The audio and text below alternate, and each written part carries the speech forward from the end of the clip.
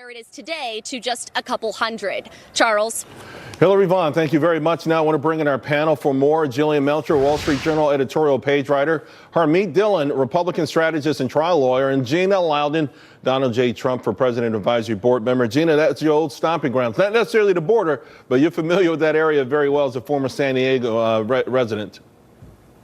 No, right there on the border, Charles. You are exactly right. And the television now is depicting all the things that I've watched and been so upset about for the last 2 years. Now the whole world is seeing what I watched every day. And that is people mocking our laws in the United States, demanding to come into our country, lawyers being paid off by the likes of Soros. This could not be a better campaign ad for the 2018 midterms and for building the wall.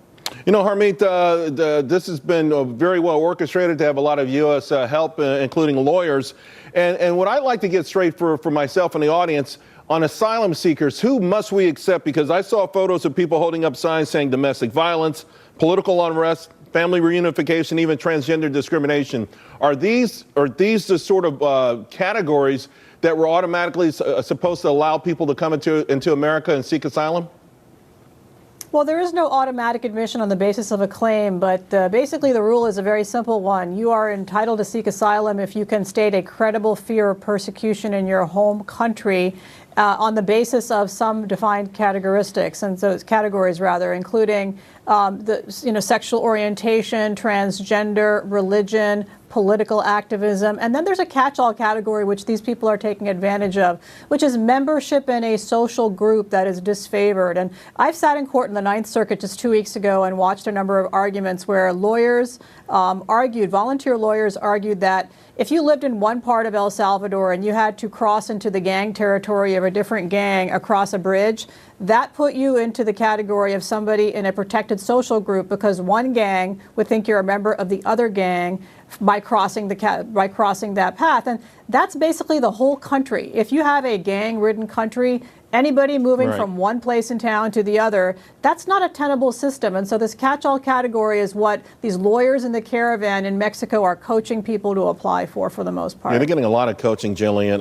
And listen, America has prided itself all along for accepting people from people who need our help and need to come into this country. But this feels like it was also orchestrated, like a politically motivated orchestration to sort of embarrass the country and more specifically the administration. Well, I do want to point out, I think we have to make a distinction between the people who are climbing over the wall, crossing illegally, and those who are trying to go through the asylum process, which, as your previous guest mentioned, is a legal process. They are trying to legally enter the United States. So I want to make that distinction.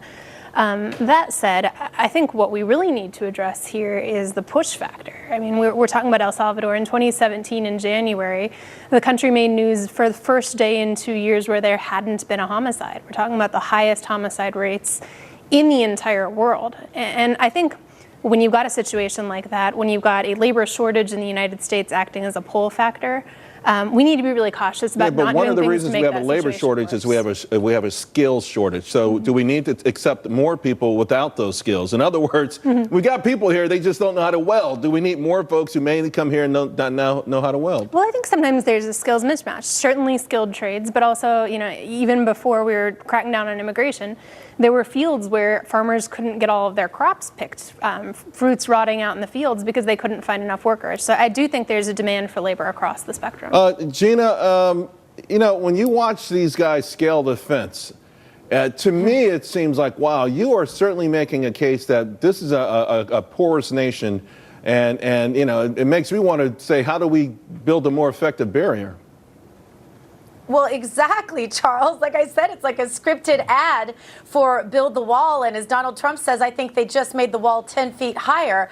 We used to sit over there on the other side of that border, Charles, and watch people climb over. It's a laughing stock in San Diego. And this is the other thing. It forces legal immigrants to recognize how people are cheating the system that they waited for. And as far as the whole asylum argument that Jillian made, Very, very few of these particular migrants are really dealing with an asylum issue. They've been taught by their Soros-funded lawyers, Charles, to say one word in English, and that's asylum. So that Gina, they can I think cheat that's our honestly system something and that the butt in courts line should be ahead able to of those who are decide. I mean, waiting we keep talking honestly. about the importance of rule of law Right, in the this laws situation. need to change. And I do think, okay, so the laws need to change. I agree with you on that. But when we're talking about illegal versus legal, this is legal entry. And I frankly believe that the immigration courts are the ones that are best equipped to decide. Well, ladies, President Trump Well, actually. they're all illegal. Charles, Harmeet, let's Even listen though to it's going through a legal process, Gina, that doesn't make sense. No, that Harmeet said that, but let's listen to what President Trump had to say because he touched on this as well, and then we'll continue the conversation. Look at our southern border and our weak and obsolete immigration laws. They are obsolete and they are weak and they are pathetic. And there's no country in the world that has laws like we do. They've got to change, and they've got to change now for the safety of our country. Harmeet, obsolete, weak, and pathetic. Does that put it in a nutshell? Well, you know, I'm an immigrant, first of all. I'm a legal immigrant. Second of all, I'm the only person on this panel who's actually argued asylum cases in front of the courts, and I've gotten asylum for people. And so it angers me as a person who believes that there are many credible people who fear violence and persecution in their countries, that this joke is happening here at our southern border.